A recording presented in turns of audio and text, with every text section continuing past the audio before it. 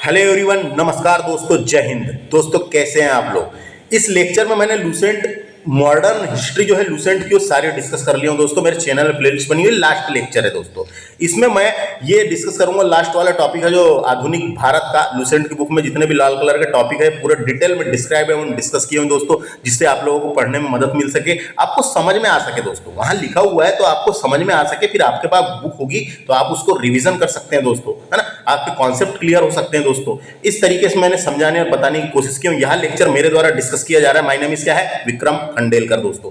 मेरे चैनल को सब्सक्राइब कर लीजिए दोस्तों। आप लोगों को अगर मेरे द्वारा पढ़ाए गए लेक्चर्स अगर पसंद आएंगे तो।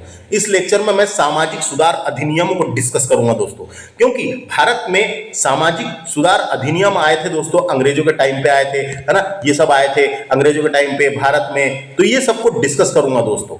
तो भारत में सामाजिक सुधार अधिनियम, तो आपको जानकारी के लिए बता दूं दोस्तों, सामाजिक सुधार अधिनियम जो अधिनियम आए थे, ये सब 18-19वीं शताब्दी में लाए गए थे दोस्तों। 18-19वीं शताब्दी, 18 शताब्दी 19वीं शताब्दी में लाए गए थे।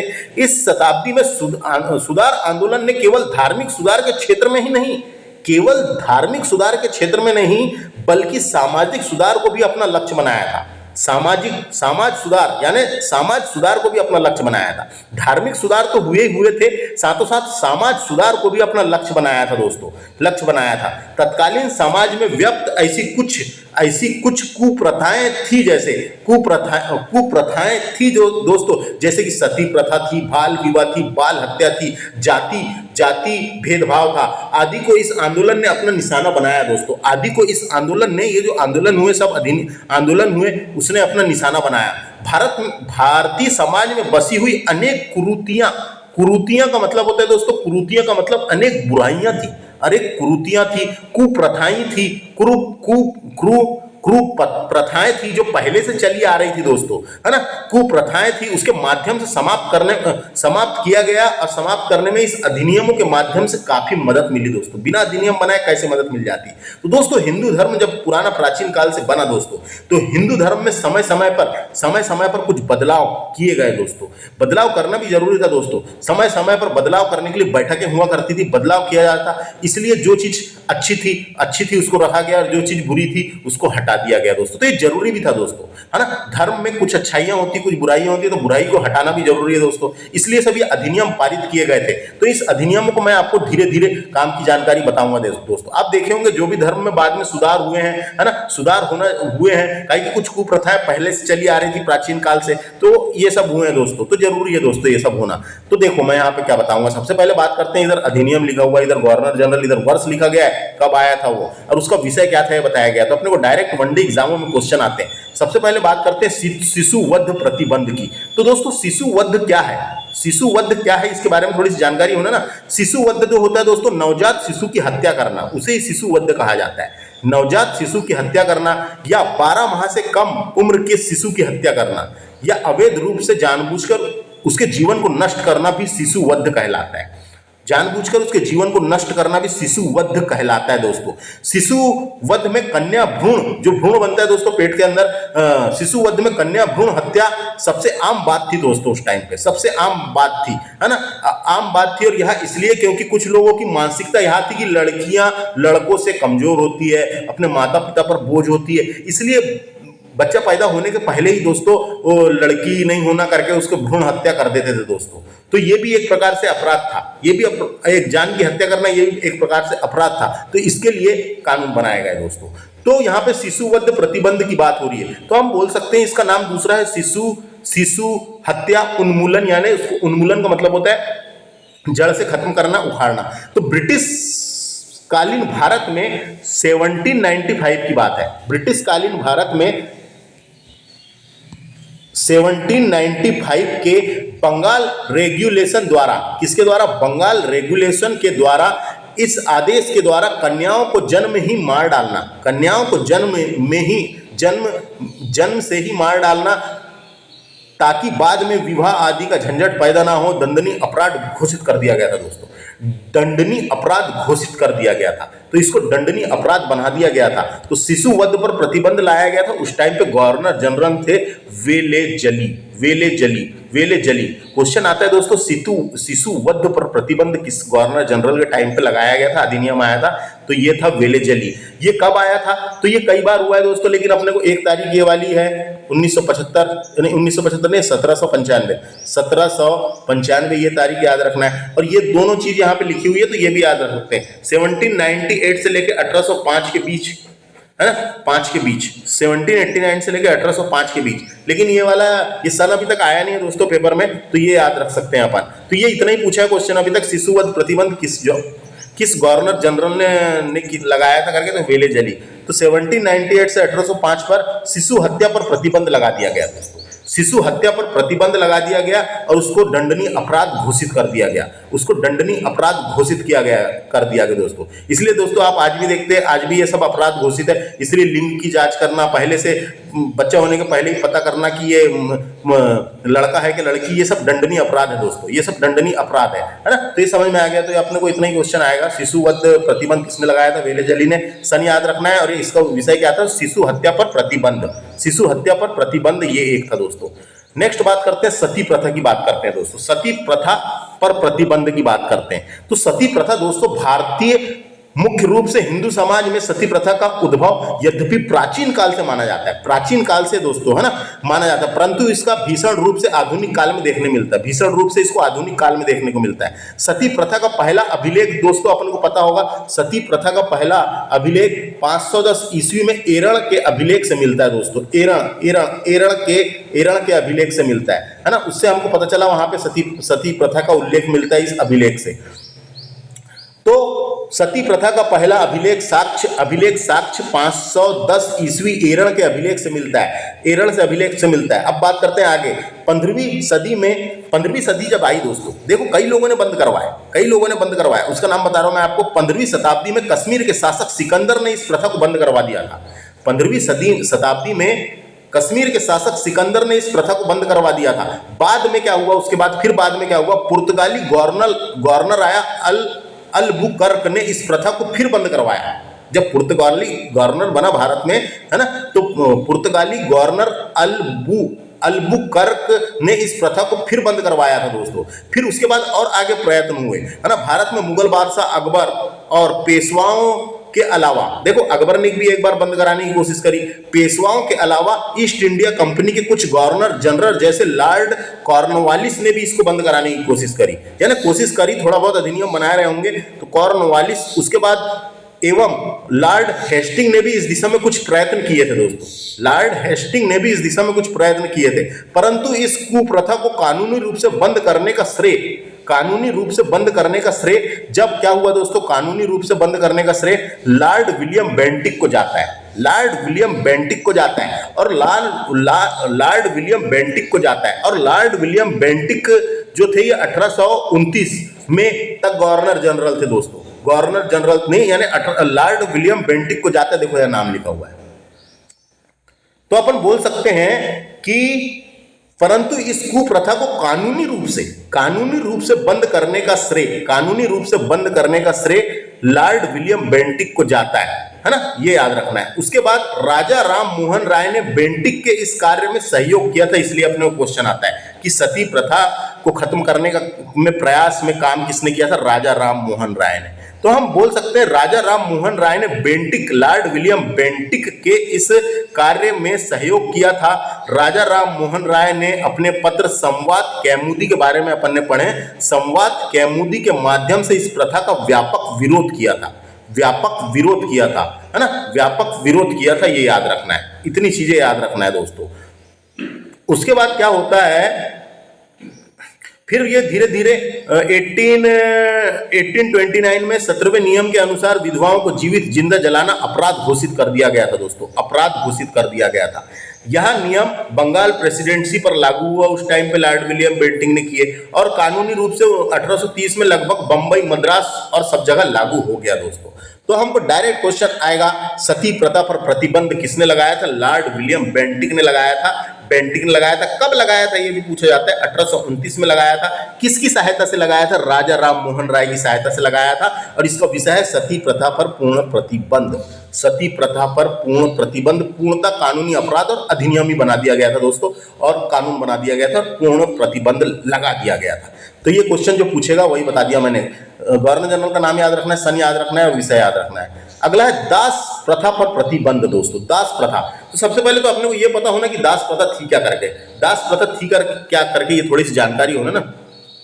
नाम सुने हैं आपने दास, है ना, दास। तो दोस्तों दास प्रथा क्या थी? दास प्रथा एक ऐसी प्रथा थी जिसमें लोगों को उनकी मर्जी के खिलाफ काम करवाया जाता था, है ना, लोगों को उनकी मर्जी के खिलाफ काम करवाया जाता था। भारत ही नहीं पूरी दुनिया दास प्रथा का एक अहम चलन था दोस्तों, पूरी दुनिया में था ये अहम चलन। एक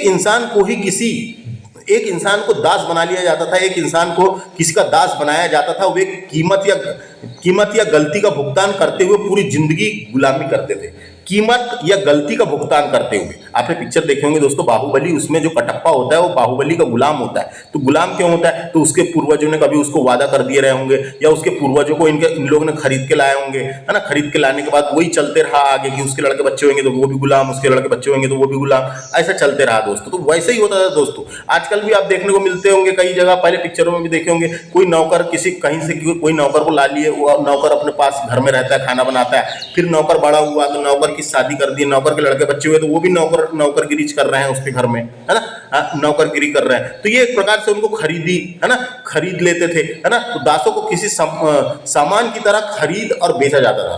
दासों को किसी सामान की तरह खरीदा और बेचा जाता था। इससे जुड़ी बातें मैंने बता दिया। दास प्रथा, तो दास प्रथा को टोटल बंद कर दिया दोस्तों। दास प्रथा को टोटल बंद कर दिया कि कोई ऐसा वो नहीं है। दास प्रथा पर प्रतिबंध, है ना, तो किसने लगाया था? डायरेक्ट क्वेश्चन आता है, एलन बरो नाम का क्या है ये, गवर्नर जनरल है, तो उसने लगाया दोस्तों दास प्रथा पर प्रतिबंध, है ना, दास प्रथा पर प्रतिबंध। तो हम बोल सकते हैं भारतीय समाज में दास प्रथा का प्रचलन प्राचीन काल से था, है ना, प्राचीन काल से था। उसके बाद क्या होता है, इंग्लैंड में भी ये चीज देखने को मिली थी कि 1823 में वहां पे इंग्लैंड में दास प्रथा की समाप्ति के लिए एक पत्र लिखा गया था। दास प्रथा की समाप्ति के लिए एक पत्र लिखा गया था और इंग्लैंड में भी खत्म कर दिया गया था। उसके बाद और कई जगह ऐसे चलते रहा और इंग्लैंड से ही फिर यहाँ पे आया, है ना। तो उसके बाद एलन बरो ने 1843 में चार्टर 1833 के चार्टर अधिनियम के द्वारा 1843 में दास्ता को प्रतिबंधित कर दिया दोस्तों, दास्ता को प्रतिबंधित कर दिया। तो हम बोल सकते हैं 1933 में अंग्रेजी साम्राज्य ने दास्ता को समाप्त कर दिया, है ना। और 1833 में जो चार्टर एक्ट में दास्ता को अतिशीघ्र समाप्त करने के लिए गवर्नर जनरल को कानून बनाने का आदेश दिया, और है ना, वाले अधिनियम के तहत अतिशीघ्र कानून बनाने का आदेश दिया। और 1843 में एलन बरो जब गवर्नर जनरल थे, एलन बरो गवर्नर जनरल ने दास प्रथा पर प्रतिबंध लगा दिया। इतनी चीजें याद रखना बस। दास प्रथा पर प्रतिबंध डायरेक्ट पूछेगा, एलन बरो, सन याद रखना है 1833 के चार्टर अधिनियम के द्वारा 1843 में इस पर पूर्ण प्रतिबंध कर दिया गया दास प्रथा से। इतना ही। अब बात करते हैं अपन हिंदू विधवा पुनर्विवाह दोस्तों। तो ये क्या था? तो ये भी वैसे ही था, हिंदू विधवा पुनर्विवाह होता था दोस्तों, है ना, हिंदू विधवा पुनर्विवाह। तो यानी जो हिंदू समाज में जो विधवाएं हो जाती थी दोस्तों, तो उसके लिए पहले ऐसा कुछ बना हुआ नहीं था कि वो कभी शादी नहीं कर पाएगी या कुछ नहीं कर पाएगी, उनको अलग ही नजरिए से देखा जाता था।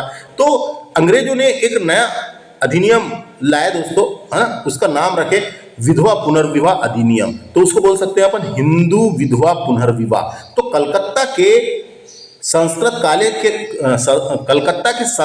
कॉलेज के आचार्य ईश्वर चंद्र विद्यासागर ने इस दिशा में उल्लेखनीय कार्य किया था दोस्तों। नाम आता है कभी कभी, जब भी पूछेगा हिंदू विधवा पुनर्विवाह तो ईश्वर चंद्र विद्यासागर का नाम आपको साथ में मिलेगा। तो कलकत्ता के संस्कृत कॉलेज के आचार्य ईश्वर चंद्र विद्यासागर ने इस दिशा में उल्लेखनीय कार्य किया था। उन्होंने विधवाओं के समर्थन के लिए लगभग हस्ताक्षर वाला प्रार्थना पत्र गवर्नर जनरल डलहौजी को सौंपा था दोस्तों। किसको सौंपा था? डलहौजी को सौंपा था, है ना, प्रार्थना पत्र डलहौजी को सौंपा था। उसके परिणाम स्वरूप डलहौजी को सौंपा था वो प्रार्थना पत्र। उसके परिणाम स्वरूप 1956 में डलहौजी के बाद बनते हैं गवर्नर जनरल लॉर्ड कैनिंग।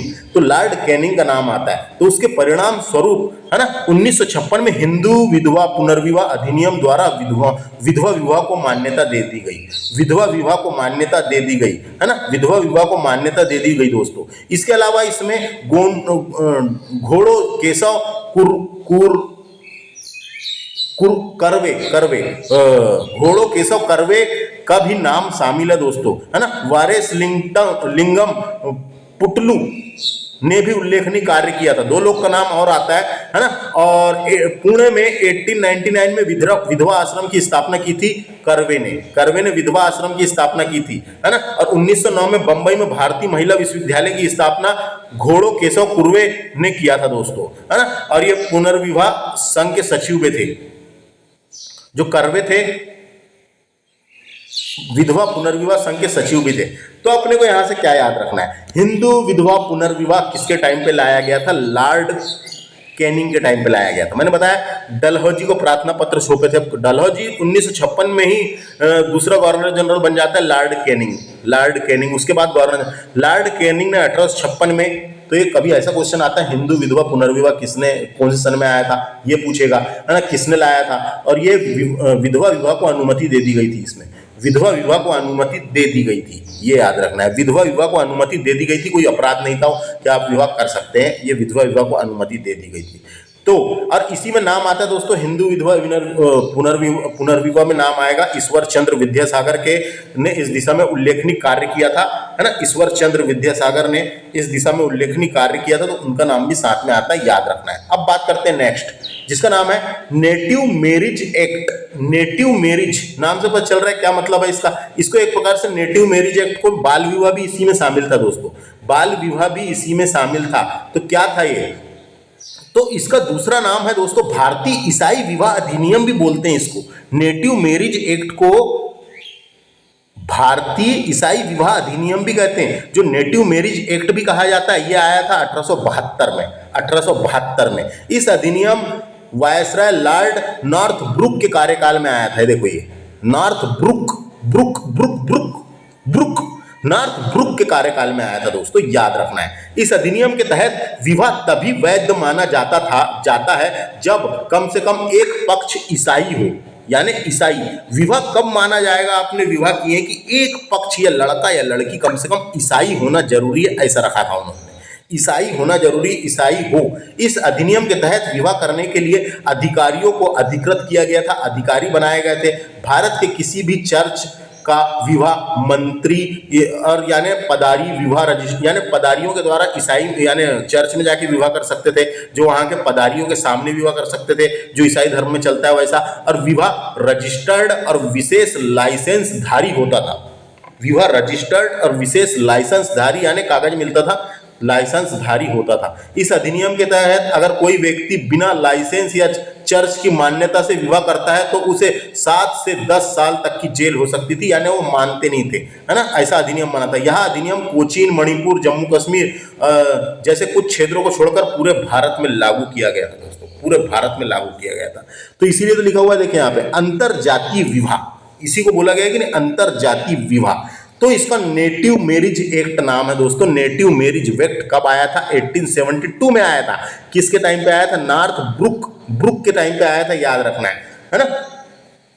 विवाह जो है सुधार की दिशा में प्रथम प्रयास इसके साथ बाल विवाह के तीव्र विरोध के रूप में प्रारंभ हुआ था, है ना। देखो इसी के साथ बाल विवाह के तीव्र विरोध, इसी के साथ बाल विवाह का विरोध भी प्रारंभ हुआ कि बाल विवाह नहीं होना चाहिए। इसी के साथ प्रथम बाल विवाह के तीव्र विरोध के रूप में प्रारंभ हुआ और समाज सुधारने के दबाव में बाल विवाह पर भी प्रतिबंध लगाए जाने के लिए 1872 इसी अधिनियम में और बहुत सारी बातें लिखी हुई थी। 1872 में नेटिव मैरिज एक्ट पारित किया गया था, है ना। और इस पारित किया गया था दोस्तों, पारित किया गया था। और अंतरजातीय विवाह और नेटिव मैरिज एक्ट पारित किया गया था, जिसे अपन आगे पढ़ेंगे। और इस एक्ट में 14 वर्ष से कम आयु की कन्याओं का विवाह वर्जित कर दिया गया था। इसी एक्ट में भी देखो, इस एक्ट में भी नेटिव मैरिज एक्ट में भी बाल विवाह का प्रयास किया गया, बाल विवाह का विरोध किया गया। और उस अधिनियम में ही एक बात रख दी गई कि इस एक्ट में 14 वर्ष से कम आयु की कन्याओं का विवाह वर्जित कर दिया गया, कानूनी अपराध है करके बना दिया गया। कितना रखा गया था, 14। कितना रखा गया था, 14, याद रखना है। 14 वर्ष से कम आयु की कन्याओं का विवाह वर्जित कर दिया गया था। नेटिव मैरिज एक्ट के तहत ही बाल विवाह भी सामने आया था। उसके बाद अगला है दोस्तों, अगला नाम क्या है, अगला नाम है age of consent act, age of consent act, है ना। तो इसको हिंदी में बोलते हैं एज ऑफ कंसेंट एक्ट को बोलते हैं सहमति की आयु अधिनियम, सहमति की आयु अधिनियम 1891, इसको हिंदी में बोलते हैं सहमति की आयु अधिनियम 1891 के मुताबिक भारत में लड़कियों की विवाह की सहमति की उम्र 10 साल से बढ़ाकर 12 साल कर दी गई थी, है ना। 10 साल से बढ़ाकर 12 साल कर दी गई थी। तो लड़कियों के लिए विवाह की आयु 12 वर्ष निर्धारित की गई थी इस अधिनियम के तहत। इस अधिनियम का था सहमति की आयु अधिनियम, हिंदी में बोलते थे सहमति की आयु अधिनियम 1891 में आया था। 1891 में आया था। उस टाइम पे लेंस डाउन गवर्नर जनरल थे, लेंस डाउन गवर्नर जनरल थे। तो इस अधिनियम में क्या हुआ था, विवाह की सहमति की उम्र 10 साल से बढ़ाकर 12 साल कर दी गई थी, 12 साल कर दी गई थी, ये चीज याद रखना है ना, 12 साल कर दी गई थी। तो इसी से बाल विवाह भी समाप्त हुआ दोस्तों, इसी से फिर बाल विवाह भी समाप्त हुआ, क्योंकि बाल विवाह छोटे रहते जब भी कर दिया जाता था तो उतना समझदारी सीख ये नहीं रहती थी, तो उसी की वजह से फिर बाल विवाह भी समाप्त हुआ। तो बाल विवाह दोस्तों, बाल विवाह का प्रयास भी इसी टाइप पे हुआ था। देखो कभी क्वेश्चन पूछा यहाँ से, ये 1872 की बात है, यही वाले एक्ट में आया था, इसके पहले वाला जो एक्ट बताया था मैं, है ना।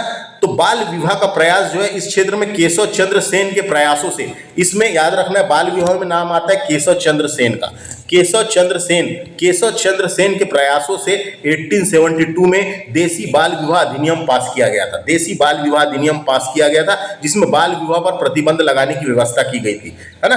तो ये वाले इसमें आया था 1872 में, केशव चंद्र सेन के प्रयासों से 1872 में देसी बाल विवाह अधिनियम पास हुआ था, बाल विवाह पर प्रतिबंध लगा दिया गया था, है ना। और 14 वर्ष से कम आयु की कन्याओं का और 18 वर्ष से कम आयु के लड़कों का विवाह वर्जित कर दिया गया था, है ना। यानी कि लड़कियों की उम्र 14 वर्ष और 18 वर्ष ये था, लड़कों की 18 ये था। तो बाल विवाह के बारे में ही मैंने बता दिया आपको, है ना। और ये वाली चीज जो बताया एज ऑफ कंसेंट एक्ट, ये लेंस डाउन के टाइम पे आया था 1891 में। लड़कियों के लिए विवाह की आयु 12 वर्ष रखी गई थी, लड़कियों के लिए विवाह की आयु 12 वर्ष रखी गई थी। तो क्वेश्चन आता है दोस्तों, ये क्वेश्चन आता है, इसलिए मैं आपको बता रहा हूँ, क्वेश्चन यही पूछेगा, आपको बता रहा हूं मैं। क्वेश्चन आ भी चुका है शायद एक बार, क्वेश्चन ये पूछा था कि कंसेंट की आयु अधिनियम 1861 द्वारा महिलाओं के विवाह की आयु सीमा कितने वर्ष तक बढ़ाई गई थी, यानी कितनी वर्ष रखी गई थी। तो ऑप्शन देगा 12 वर्ष,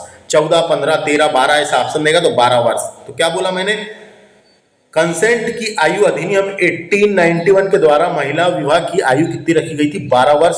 उस टाइम पे ये गवर्नर जनरल लेंस डाउन थे और 1891 की बात है, 1891 ये सन याद रखना है। अगला बात करेंगे अपन शारदा एक्ट की दोस्तों, शारदा एक्ट की बात करते हैं। तो शारदा अधिनियम को बाल विवाह निरोधक अधिनियम के नाम से भी जाना जाता है ना। शारदा एक्ट को, शारदा अधिनियम को बाल विवाह निरोधक अधिनियम के नाम से भी जाना जाता है, जो 1829 में ना समाज सुधारक हरिबिलास शारदा के प्रयासों से किया गया था, इसलिए इसका नाम रखा गया शारदा एक्ट।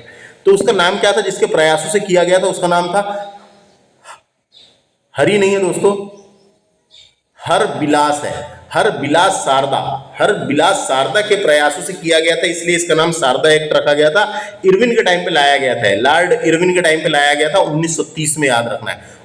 1 अप्रैल 1930 को लागू किया गया था ये, है ना। और ब्रिटिश भारत में लागू किया गया था। बस इस अधिनियम के तहत, इंपॉर्टेंट चीज है, इस अधिनियम के तहत 18 साल से कम उम्र के लड़के और 14 साल से कम उम्र की लड़कियों के विवाह को अवैध घोषित कर दिया गया था। तो अपन यहां बोल सकते हैं, देखो विवाह के लिए लड़कियों की न्यूनतम आयु 14 वर्ष और लड़कों की न्यूनतम आयु 18 वर्ष निर्धारित की गई थी। तो लड़कियों की 14 वर्ष और लड़कों की 18 वर्ष निर्धारित की गई थी, ये याद रखना है दोस्तों। लड़कों की 18 थी और लड़कियों की 14 थी, है ना, 14 थी। तो बोल सकते हैं अपन शारदा एक्ट के तहत, इस अधिनियम के तहत 18 साल से कम उम्र के लड़के और 14 साल से कम उम्र की लड़कियों के विवाह को अवैध घोषित कर दिया गया था, तो इतने अधिनियम पे दोस्तों डायरेक्ट इंपॉर्टेंट क्वेश्चन आ जाते हैं कई बार, है ना। ऐसे डायरेक्ट क्वेश्चन आ जाते हैं, कब आया ये सन पूछ लेता है कई बार, है ना। कई बार ये शारदा एक्ट का सन पूछ लेगा, उस टाइम पे गवर्नर जनरल कौन से थे ये पूछेगा। बाद में मैं एक और लेक्चर बनाऊंगा जो ट्रिक से रहेगा, ये तो मैं डिटेल एक्सप्लेन के साथ बनाने की कोशिश की, जिससे आपके कॉन्सेप्ट क्लियर हो सके और आपको समझ में आ सके दोस्तों। अब दोस्तों सामाजिक सुधार, तो मुस्लिम सामाजिक धार्मिक आंदोलन और संगठनों में भी सुधार हुए, मुस्लिम समाज में भी थोड़े बहुत सुधार हुए। तो मुस्लिम सामाजिक धार्मिक आंदोलन और संगठन में जो सुधार हुए थे वो भी लिख रखे हैं, तो वो भी इसी लेक्चर में अपन डिस्कस कर लेते हैं। आंदोलन और संगठन बनाए गए थे तो उसको भी देख लेते हैं, इधर बड़ा करके देखते हैं, उधर समझ में नहीं आता। देखो सबसे पहले बात करते हैं दोस्तों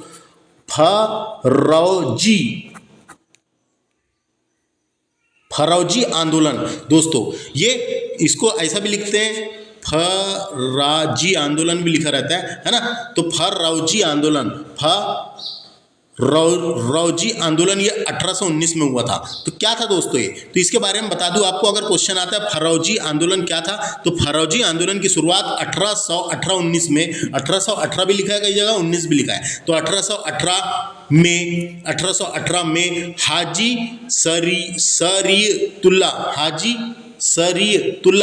शरीयतुल्लाह ने की थी। हाजी शरीयतुल्लाह और दादू मियाँ ने की थी। हाजी शरीयतुल्लाह और दादू मियाँ ने की थी। इसका कार्य क्षेत्र पूर्वी बंगाल था। इसका कार्य क्षेत्र जो था वो फरीदपुर पूर्वी बंगाल था। फरीदपुर पूर्वी बंगाल में आता है, फरीदपुर बंगाल था दोस्तों। इसका उद्देश्य क्षेत्र के मुसलमानों के बीच मौजूद सामाजिक नौचारों को, यानी कि मौजूद सामाजिक नौचारों को या गैर इस्लामिक प्रथाओं का उन्मूलन करना था। जो गैर इस्लामिक प्रथा थी, जो इस्लाम के बाहर की जितनी भी प्रथाएं थी, उसका उन्मूलन यानी उसको खत्म करना था, तथा मुसलमान के रूप में कर्तव्यों के प्रति उनका ध्यान आकर्षित करना था। मुसलमान के रूप में कर्तव्यों के प्रति उनके क्या कर्तव्य है उस पर ध्यान आकर्षित करना था। तो ये डायरेक्ट क्वेश्चन आता है दोस्तों, याद रखना है। फरौजी नहीं है, फरैजी है। फरैजी आंदोलन 1819 में फरीदपुर बंगाल, पूर्वी बंगाल में आता है, फरीदपुर पूर्वी बंगाल में हाजी शरीयतुल्लाह, नाम याद रखना है, संस्थापक में नाम आएगा, हाजी शरीयतुल्लाह और दादू मियाँ ने की थी दोस्तों। डायरेक्ट क्वेश्चन आएगा, हाजी शरीयतुल्लाह और दादू मियाँ ने की थी। तो मैंने बता दिया ना, इसका उद्देश्य क्षेत्र के मुसलमानों के बीच मौजूदा सामाजिक नौचार, जो क्षेत्र में जो मुसलमान रहते थे उनका, आप ऐसा लिख सकते हैं डायरेक्ट अगर पेपर में आया तो, इसका उद्देश्य क्षेत्र के मुसलमानों के बीच यानी मौजूद सामाजिक नौचार या गैर इस्लामिक प्रथाओं का उन्मूलन करना तथा मुसलमानों के रूप में कर्तव्यों के प्रति उनका ध्यान आकर्षित करना था। इतना याद रखें। दूसरा देखते हैं अब इसके बाद क्या है। दूसरा का नाम है तायूनी आंदोलन। इसको ऐसा भी लिखते हैं दोस्तों, तायूनी आंदोलन, है ना, तायूनी। तो तायूनी आंदोलन ये हुआ था 1839 में, है ना। 1839 में ढाका में, कहाँ हुआ था, ढाका में फरैजी आंदोलन के विरोध में, ये जो आंदोलन चलाया गया था दोस्तों, इसमें है ना, इसके विरोध में कि ऐसा सही नहीं है करके, इसके विरोध में करामत अली जैनपुर के थे ये, इसलिए उसका नाम पड़ गया जैनपुरी। तो करामत अली जैनपुरी ने शुरू किया था दोस्तों। डायरेक्ट क्वेश्चन आ सकता है ना। तायूनी आंदोलन अरबी भाषा का शब्द है दोस्तों, ये अरबी शब्द है तायुन अरबी भाषा का शब्द है, जिसका अर्थ होता है पहचानना। जिसका अर्थ क्या होता है हिंदी में, पहचानना। तो हम बोल सकते हैं तायूनी आंदोलन 1839 में ढाका से शुरू हुआ था। करामत अली जैनपुरी उसके संस्थापक थे, उन्होंने शुरू किया था, है ना। ये आंदोलन जो है फरैजी आंदोलन के विरोध में शुरू किया गया था। इतना याद रखना है। ये जो पहला वाला आंदोलन था इसके विरोध में शुरू किया गया था। इनके संस्थापकों के नाम याद रखना है।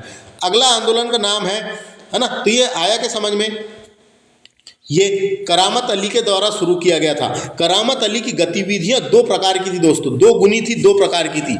पहली थी मुस्लिम समाज में शिर्क और बिद्दत को मिटाने के लिए संघर्ष करना। मुस्लिम समाज में शिर्क और बिद्दत को मिटाने के लिए संघर्ष करना।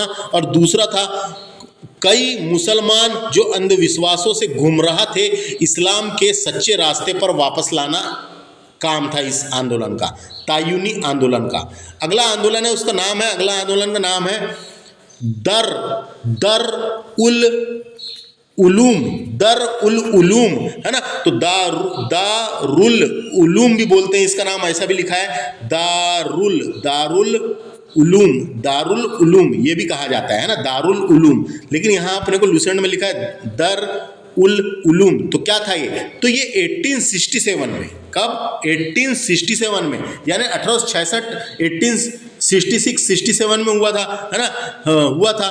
देवबंद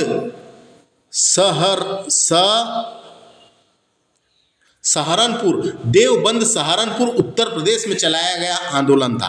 इसके संस्थापक थे मोहम्मद कासिम राशिद अहमद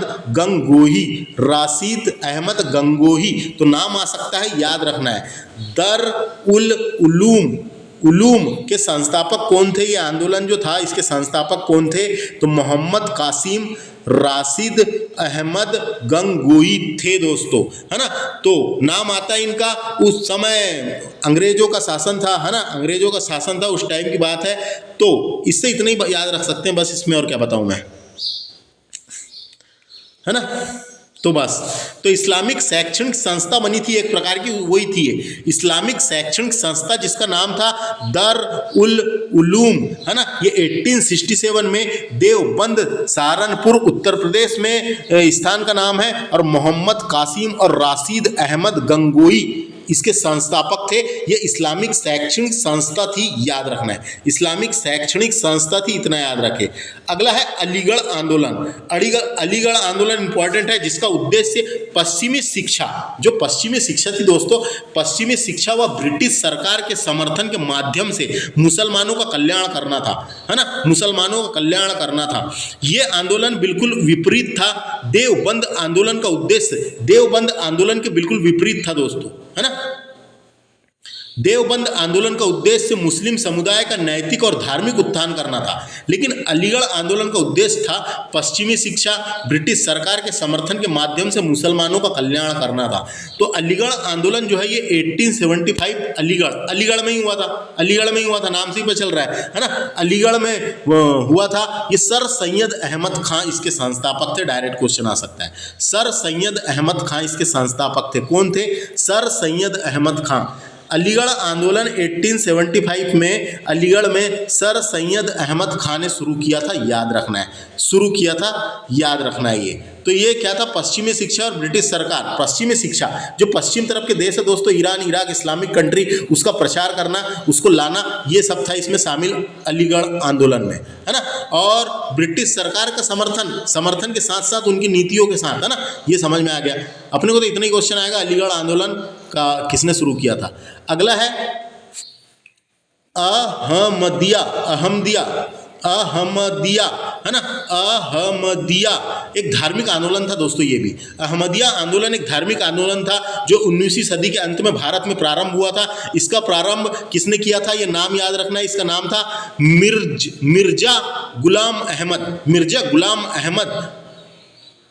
मिर्जा गुलाम अहमद ने शुरू किया था दोस्तों, डायरेक्ट आ सकता है, किसने शुरू किया था, मिर्जा गुलाम अहमद ने शुरू किया था। कब किया था, 1889 से 1890 के बीच शुरू किया था।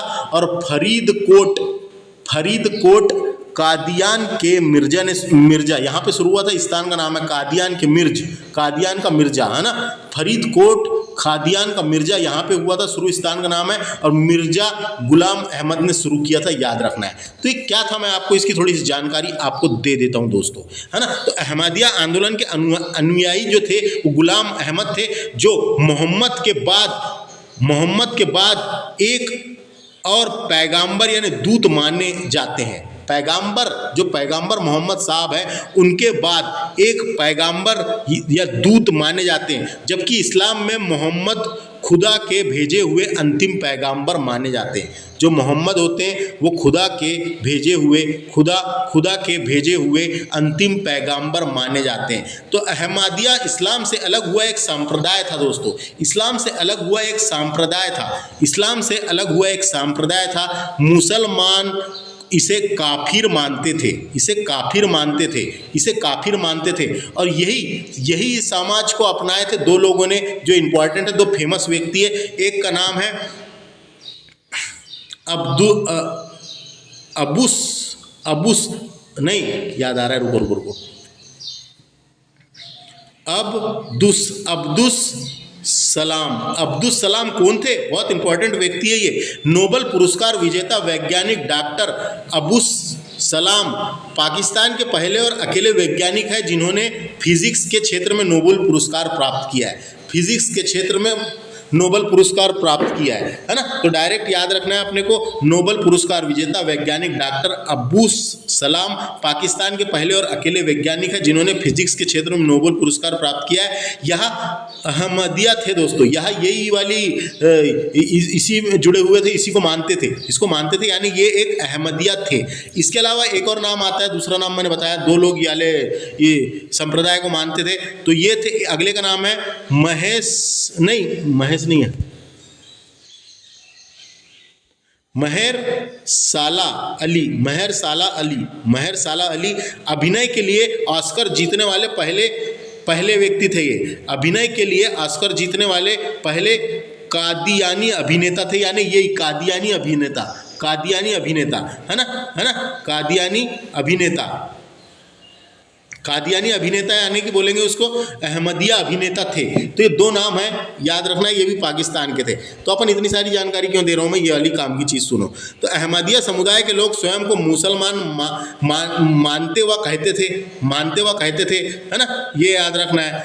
परंतु अहमदिया समुदाय के अतिरिक्त शेष सभी मुसलमान वर्ग के लोग इन्हें मुसलमान मानने को तैयार नहीं थे। इसी कारण यह समुदाय, इतना नहीं याद रखना है, मैं जो काम की चीज़ें बता रहा हूँ वो याद रखना है अपने को, है ना, जो पता थी वो बोलते गया मैं। लेकिन देखो, अहमदिया आंदोलन किसने चलाया था? मिर्जा गुलाम अहमद ने चलाया था। कहाँ चलाया था? फरीदकोट कादियान के मिर्जा में चलाया था। कब चलाया था? 1889 और से 90 के बीच में चलाया गया था। तो एक धार्मिक आंदोलन था एक प्रकार का, इतना याद रखे, खत्म। अगला है नदवताल उलेमा। क्या था दोस्तों ये? नदवातुल उलेमा भी लिखा है कई जगह, है ना, और नदवाताल उलेमा। 19वीं सदी के उत्तरार्ध में कई शैक्षणिक संस्थानों की स्थापना भारत के मुसलमानों को शिक्षित करने और उन्हें अपने हिंदू साथी देशवासियों के साथ सभी मायने में समानता बनाने के लिए की गई थी। इस संबंध में ही प्रमुख शिक्षा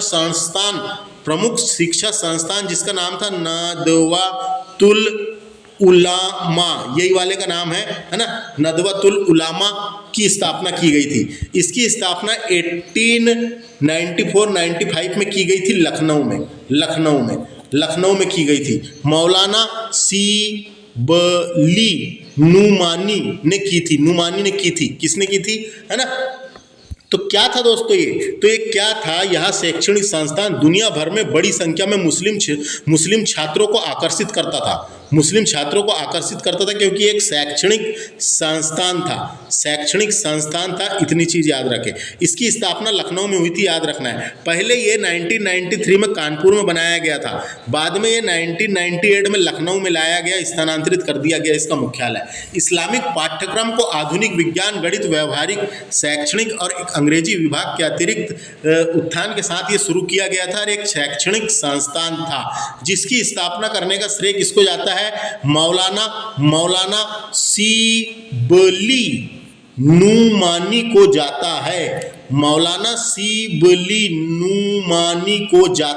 याद रखना है ना। तो ये भी कुछ सामाजिक धार्मिक आंदोलन और संगठन थे, तो इनको भी देख लेना है दोस्तों। सन याद रखना है और ये स्थान याद रख सकते हैं, और इनके संस्थापकों के नाम डायरेक्ट क्वेश्चन आता है। जैसे ऐसी क्वेश्चन आता है, अलीगढ़ आंदोलन के संस्थापक कौन थे? ये सर सैयद अहमद खान। तो इस तरीके से मैंने धार्मिक सामाजिक सुधार अधिनियम सारे डिस्कस कर लिया, थोड़ा बहुत डिटेल में बताने की कोशिश किया हूँ। इसके बाद मैं एक लेक्चर कभी बाद में बनाने वाला हूँ जो पूरा ट्रिक के ऊपर रहेगा, बिल्कुल ट्रिक से याद हो जाए। ये मैं डिटेल एक्सप्लेन वाला वीडियो था। तो दोस्तों इस तरीके से मैंने सारा मॉडर्न हिस्ट्री कंप्लीट करा दिया। लूसेंट की बुक के मेरे चैनल में प्लेलिस्ट बनी हुई है, आप जाके देख सकते हैं। तो दोस्तों ऑल द बेस्ट, जय हिंद दोस्तों।